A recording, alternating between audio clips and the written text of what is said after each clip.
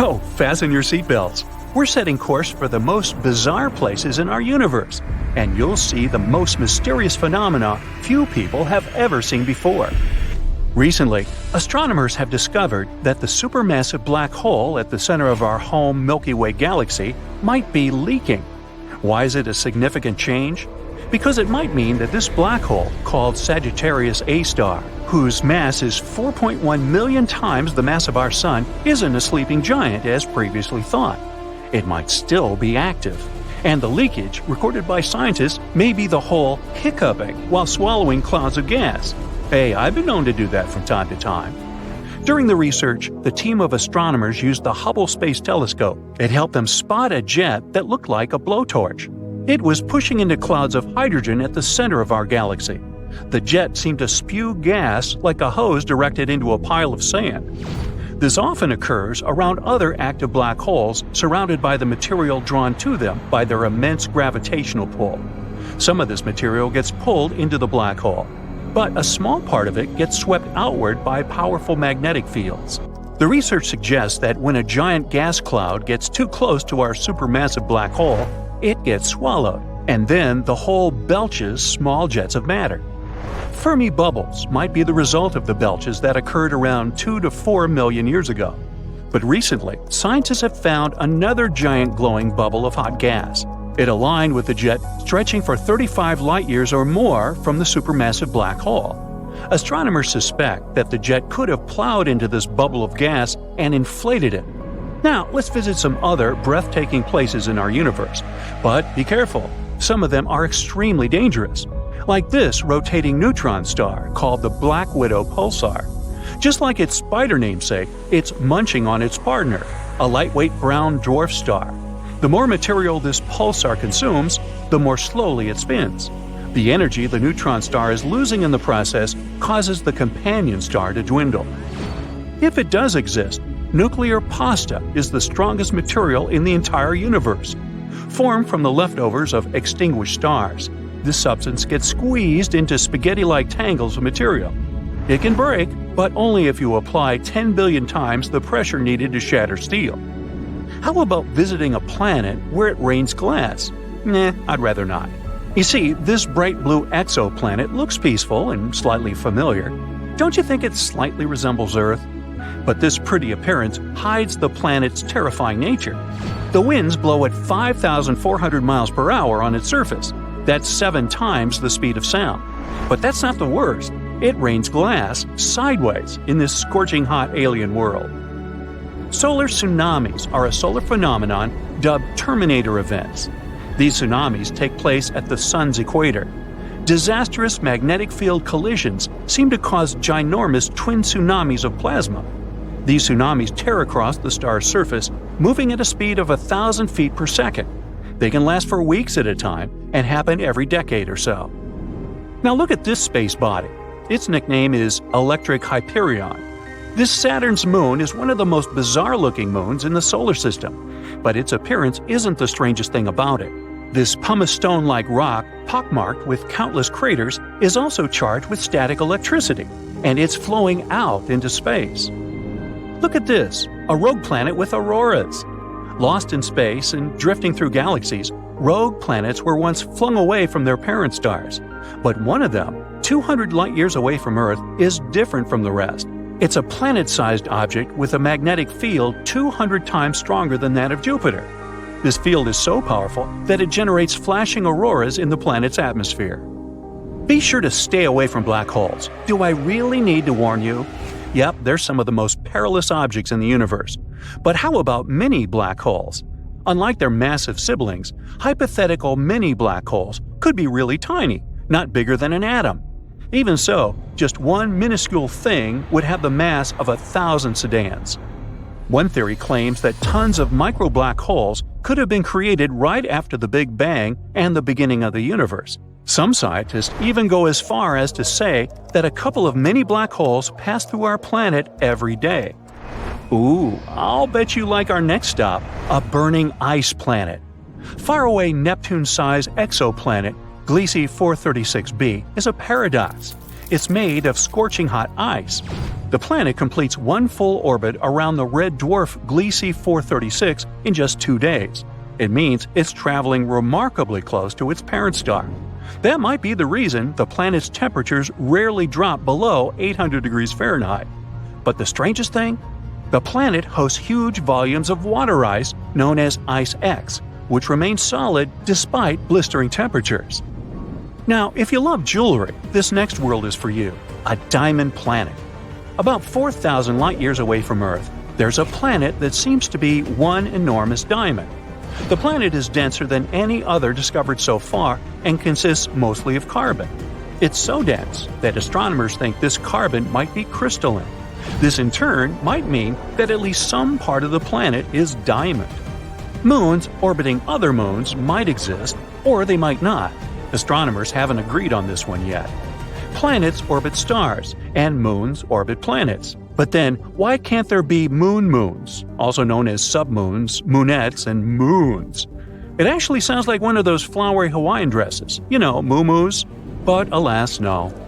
Researchers claim that moons could exist, but the host moon has to be massive enough, the moon small enough, and there must be a wide gulf between these moons and the host planet.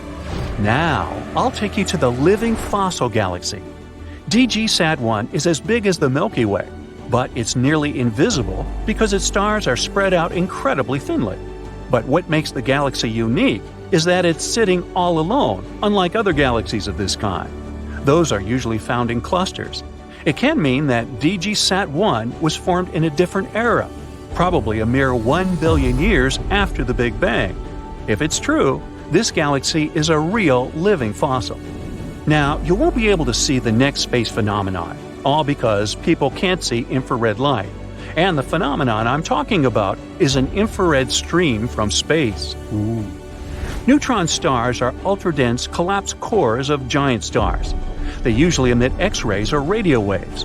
But in 2018, astronomers discovered a weird stream of infrared light. It seemed to be coming from a neutron star 800 light-years away from our planet. This signal was probably generated by a disk of dust surrounding the star, but this theory hasn't been proven yet. Behind the orbit of Neptune lies the mysterious Kuiper Belt, filled with massive icy objects. The most curious thing about this space formation, though, is that scientists fail to explain the pattern of its movement. The only explanation they have is that Neptune might be hiding from our sight a ginormous planet.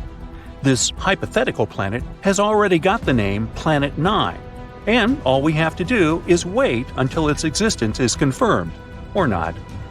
Let's visit our star, but we need to be careful not to come too close, because the Sun's atmosphere is hotter than the surface of the star. While on the surface, the temperature reaches 10,000 degrees Fahrenheit, the upper atmosphere heats up to millions of degrees. Scientists suspect that explosive bursts of heat from the Sun may have something to do with this unique phenomenon. Now, this space object is also worth visiting. Haumea, a dwarf planet orbiting in the Kuiper Belt, has a bizarre elongated shape and 2 moons. The day on this planet lasts 4 hours, making it the fastest spinning big object in our solar system. But the most mysterious thing about Haumea is that the planet has a thin 40-mile wide ring circling it. Ring-a-ding-ding. That's it for today. So hey, if you pacified your curiosity, then give the video a like and share it with your friends. Or if you want more, just click on these videos and stay on the bright side. Ever wondered what it would be like to hear the sound of a black hole? NASA's got you covered. Here is a screaming black hole. Screaming in space? I thought in space no one can hear you scream. Well, let me explain. Using a telescope, NASA examined the movements of hot gas in a cluster of galaxies in 2002. Then they converted what they found into a sonification.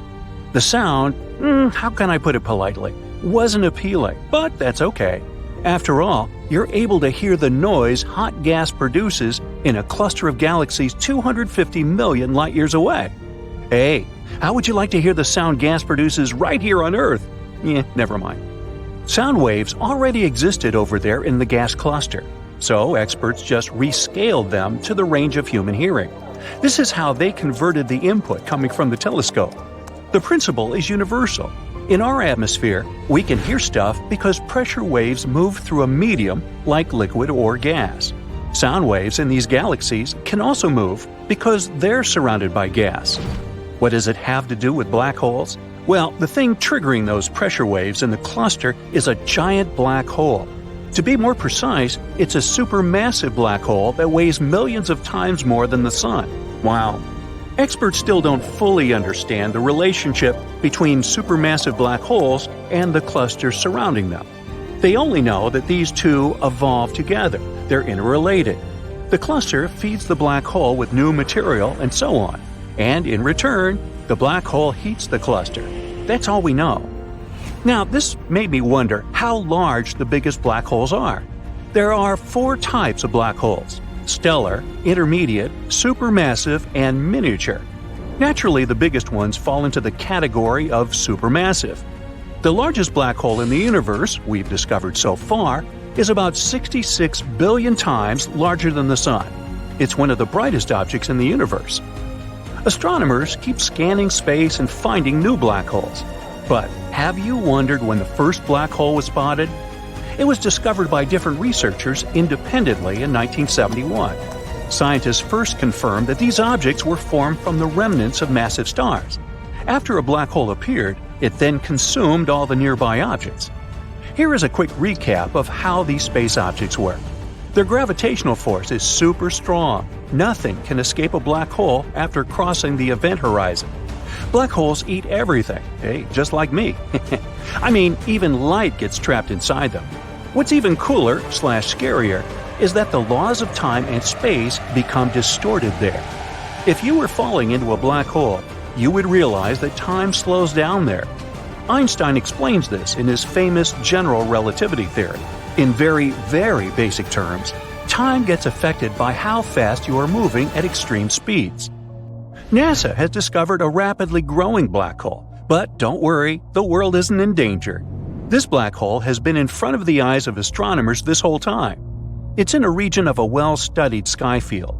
Astronomers say that this hole formed 750 million years after the Big Bang, you know, the birth of our universe. So why are black holes so bright? Well, that's a bit ironic. When I defined this space phenomenon, I said that black holes were so dense that even light got trapped there.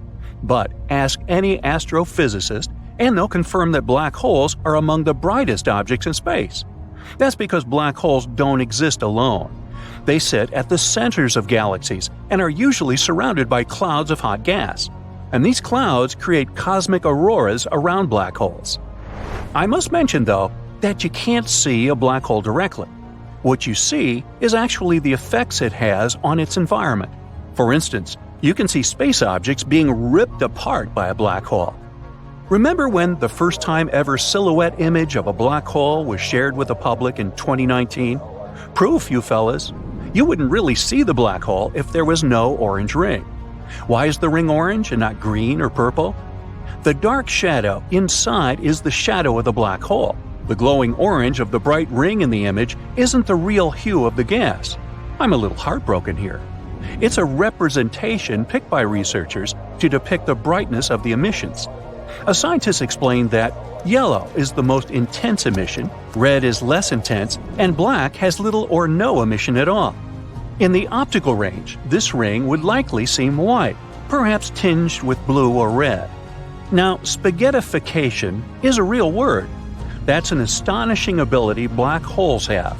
If a giraffe fell into a black hole, it would stretch into a long spaghetti-like strand. On Earth, the giraffe's legs are closer to the center of Earth, so they're more powerfully attracted to the surface than the animal's head. This rule works in the animal's favor on Earth, but would work against it inside a black hole. In a black hole, there's extreme gravity. The closer the giraffe's legs got to the center of the black hole, the more the pull of gravity would stretch them. And the closer to the center the giraffe got, the faster its legs would move. But the top half of the giraffe's body would be farther away, so it wouldn't move toward the center as fast as the legs. Here comes the spaghettification. Can we have meatballs with that? No? Okay.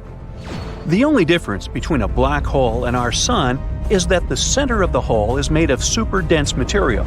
It provides the black hole with a strong gravitational field that can trap everything, including light. This is why we can't see black holes. Did you know that, theoretically, you could turn anything into a black hole? For instance, if you shrank the sun to approximately 4 miles across, you would compress the matter inside to an extremely small size. This would make it so dense that our star would turn into a black hole. You could do the same with a planet or even your own body. Is there something called a white hole, or is it just a myth? White holes exist in theory. Hypothetically, they function in the opposite way to black holes. Nothing can enter them. Physicists think of black and white holes as yin and yang, or two sides of the same coin. For them, a white hole looks exactly like a black hole, which makes different things come out of it. But the existence of white holes hasn't been proven yet. And how about wormholes? There are so many movies about black holes and wormholes. How many of them are based on reality, and how much is fiction? Some people believe that black holes function like wormholes. You go inside and exit in another part of the universe. Since we still have a lot to learn and discover about physics, no one can prove this theory is wrong or right. Astrophysics says we need to have a solid theory that unifies general relativity with quantum mechanics. Black holes are among the largest structures in the universe, but there might be tiny specimens. The mass of the smallest black hole we know about is only 3 times greater than that of our Sun. Now, apparently, black holes can vanish. Stephen Hawking developed a theory of Hawking radiation. According to it, radiation decreases the mass and rotational energy of black holes, and ultimately they evaporate. This process occurs very slowly, though, if we're not talking about small black holes. Astronomers have discovered an elusive black hole in the neighboring galaxy. What makes this one special is the fact that it's the first dormant stellar black hole outside of our galaxy. This type of black hole is hard to observe because such holes don't interact much with their environment. They don't emit as much radiation as other black holes. Well, back on Earth, what about sinkholes? Well, different physics. Yet, if you cross the event horizon, your whole car can disappear. Whoops! That's it for today. So hey, if you pacified your curiosity, then give the video a like and share it with your friends. Or if you want more, just click on these videos and stay on the bright side. Now, did you know that there's an astronomical object in which space and time actually swap places? How does that work? And what exactly does swapping space and time mean? Well, let's figure it out. Imagine that you're on a spacecraft. The vehicle can only move straight. Your path leads to some inevitable point, and you have no idea what lies ahead. You can only hope that it won't be too bad. Meanwhile, everything around you is complete madness. A chaotic collage of many historical events. What do you see? Ancient humans and dinosaurs? The birth of the universe? Future? Who knows? That's what the universe would look like if we swapped time and space. And theoretically, this is what you would see if you fell into a black hole and somehow were able to survive. But how is something like this even possible? First of all, let's discuss time and space. Imagine drawing a light bulb on a sheet of paper. Then grab one more sheet and draw how it lit up. Right now, it's just a small circle of light. Another sheet, the circle of light is growing. It gets bigger and bigger in size until finally it turns into a giant circle. In real life, the bulb lights up in the blink of an eye. That's because the speed of light is the fastest in the universe. But here, on our drawings, we capture the propagation of light frame by frame. We see how over time the light has grown from a small dot to a large circle. But if you connect these circles, doesn't it remind you of some shape? For example, a cone? Yes, exactly. This is called a light cone, and time is the central axis of this cone. Why? Because light turns from a small dot into a large circle over time. To remember it, let's draw a time vector, an arrow inside the cone. It goes from the past to the future. Meanwhile, the circles are space. In space, we can move however we want, in any direction. We can move up or down, in zigzags, and so on. But no matter what zigzags we draw along the timeline, we're always moving forward. We can't turn back in time, and we can't stop it. This helps us define time and space. Time is the direction in which the light cone is oriented. This is the direction where all our paths lead, and where our future inevitably lies. And space is the whole variety of directions perpendicular to the timeline. This is a straightforward graph. If it could be applied to the entire universe, then time would flow the same everywhere. However, if you've watched at least some popular sci-fi movies, you know that this isn't the case. In reality, time can be crazy. For example, if you're chilling near a black hole, what will be 2 hours for you may turn out to be 20 years for your friend on Earth. But why? Well, take a deep breath. Now, gravity comes into play. Oh, I know about gravity. It's that thing that helps me to stand on the ground, you may think. But it's much, much more complicated than that. Gravity is one of the basic physical forces in our world, and it's incredibly powerful. In fact, she's such a girl boss that she can distort space and time. She can literally influence the speed of time like an almighty wizard. How? Well, let's take something slightly bigger than a light bulb. For example, a supernova. Somewhere in the universe, a star has just made a boom. How do we know about it? Well, nothing in the universe, no sound, no radio waves, nothing, travels faster than light. So we'll know about the birth of a supernova only when we see it. And this will happen only when its light cone grows enough and reaches our planet. So the light cone grows and grows. So far, everything is fine. And finally, it reaches our planet. But there's a catch. You see, our planet is very massive, and it has pretty strong gravity. What happens then? Gravity changes the direction of the light cone. It begins to attract the cone to the center of our planet, and with it, it also attracts our arrow of time. That means it slows the time down, and the closer the light cone is to us, the more the arrow bends and the slower time goes. What does it mean? Well, for example, the fact that the watch on your ankle will lag behind the watch on your wrist, that your head is aging faster than your legs, and that astronauts in Earth's orbit age a little slower than people on Earth. This is what scientists call general relativity. Right. But how does this relate to our topic? How can we understand what will happen if we swap space and time? Don't worry, we're almost there. Now, imagine a cosmic body with incredibly strong gravity. It bends time and space so much that it feels like they swap. This is a black hole. A black hole attracts absolutely everything to its center. No stars, planets, no light can escape from there. Let's say our light cone is approaching it. First, as usual, time begins to bend toward the center of the black hole, attracted by its gravity. But the gravity is very strong, so it bends more and more, and time goes slower and slower the closer you're to the center. In the end, the light cone crosses the boundary of the black hole, the so-called event horizon. At this point, it gets so distorted that now it's literally pointing downwards. We can say that time has changed its direction. Time is pointing downwards. What kind of nonsense is that, you may ask? It'll be easier to explain in a real example. Imagine you're a crazy astronaut who decided to jump into a black hole, and there's an observer in a spaceship who watches you doing this for some reason. At first, for you, nothing changes. You look at your watch, you see that 5 minutes have passed, and everything's okay. But for the observer, first of all, you'll fall for a very long time. The observer has been sitting there for 50 years, and you're still falling, all because your time has slowed down. Secondly, since space is also distorted near the black hole, the observer will see how you'll begin to stretch like spaghetti. This is a scientific term, by the way. It's called spaghettification. And then you finally cross the event horizon.